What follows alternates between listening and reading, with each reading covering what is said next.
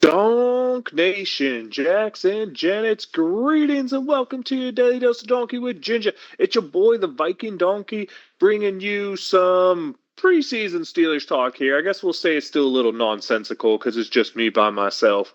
Trying to catch up, meant to give this to you yesterday, but was a little, I guess, jet lagged and exhausted, and I fell asleep really early. So we're coming a day late. We do have a game to talk about. While I didn't watch the game, I've read enough things. I'll have watched the game by next week. Hopefully, Gingy's here to join us, and maybe even Laskers.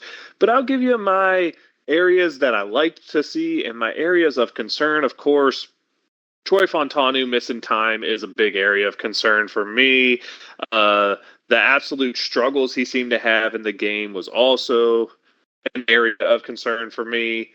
And we just have to go ahead and figure out what is going on in the Steelers. Is there anything to be overly excited about? Was there anyone who really stood out and you're like, wow, that's huge to see? I mean, we could talk defensively, the sacks that happen from guys like Adams or Moon, who maybe seeing Moon get the sack is a really big thing out there. You see those guys start adding some stats, DeMarvin Leal, but we need to see that happen more towards when they're playing higher up guys, and in the actual regular season they'll need to continue that type of thing. But really outside of that, defense wasn't a huge break point for me. I mean, no one really seemed to stand out from what I was reading or what I saw. A little bit disappointed to hear that Beanie Bishop was getting beaten, but he did a good job making the tackles on the back end, I guess. When you look at Houston's first team offense, just did exactly what they did to the Steelers last year, which is anytime they want to go score, they can go score. That's rather disappointing to see. To see Justin Fields have much the similar type of problems he had when he was in Chicago, which is the ball seems to move, he gets a lot of yards. You look at the stat line at the end, you're like, wow, he had a good day, and then you just look and there's just no production or there's too many turnovers. To see that center still seems to be a problem if it's going to be Herbig playing there. He had a couple bad snaps. I don't know if they were all his fault or not, but I mean, you look at the passing numbers for Fields, 5 of 6 for 67 yards, you're like, well, that was pretty good, but really no points in the first half doesn't work well. Probably the highlight of the offense for me was Dejon Edwards, and I talked about him, the undrafted kid out of Georgia. I think they found something there in him. I like the way he played in Georgia, and he's very similar to a back we have on the team in Jalen Warren. Watching him get a big run and score a touchdown, I think is really huge for the team overall. Seeing Calvin Austin get a couple catches, Scotty Miller get a couple catches, maybe we have a chance that one of these guys breaks in there and really shows up. But it was you're playing a bunch of not really going hard first preseason. I would have liked to see someone really step up and stand out. And when you look at this performance as a whole, when you look at the box score, you look at the players, you look at the score, there really wasn't anyone who stood out and just made an absolute statement. So it's hard for me to say there's a big time winner in here. There's guys who are definitely trending up. We just talked about that. And like I said, when I have Gingy here, there'll be more to talk about. When I watch this game, maybe I'll already have seen the second game too.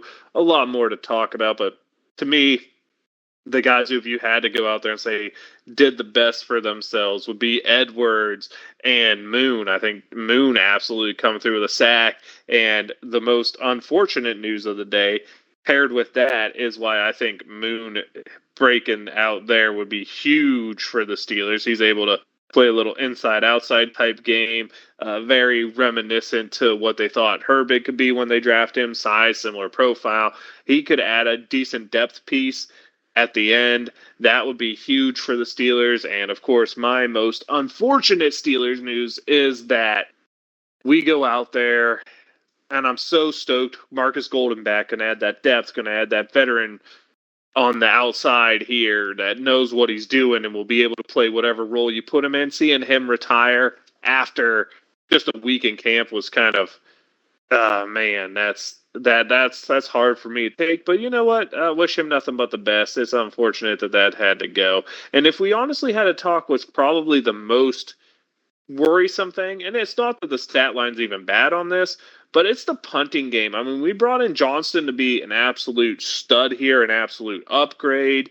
He only averages 43 on the day, which is less than what Tommy Townsend did. He has a touchback. He only has a long of 50 yards compared to Townsend's long of 62. I mean, Johnson was a top tier punter coming into Pittsburgh. He comes in the first game. I mean, the results are better than what we've gotten recently, but it's not what he was before, what he was last year, and it just, or even what he was in Buffalo like 3, 4 years ago.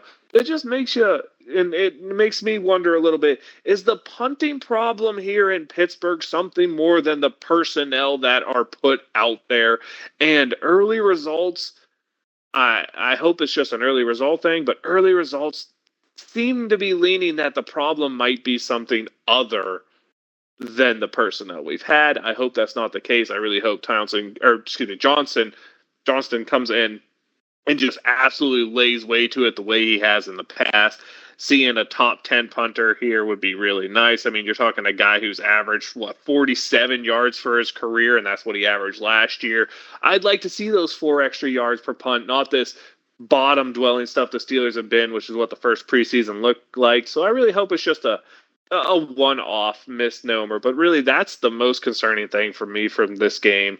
And of course, no points getting scored on offense, but eh, what's really to be expected when you're in a league like this and you're struggling to figure out what your offensive line is going to look like. You're going to be a run-based team. You really need to get that offensive line figured out, and it's not there yet. We'll wait to game 2. If it's not there by game 2, it'll become a little bit of a concern. But as of right now, I mean, the only concern for me, like I said, really was the punting part. Maybe you'll get to see Russell Wilson, and maybe he will be the finite answer, though I think going forward, if the Steelers want to compete at the next level, it has to be Justin Fields or bust.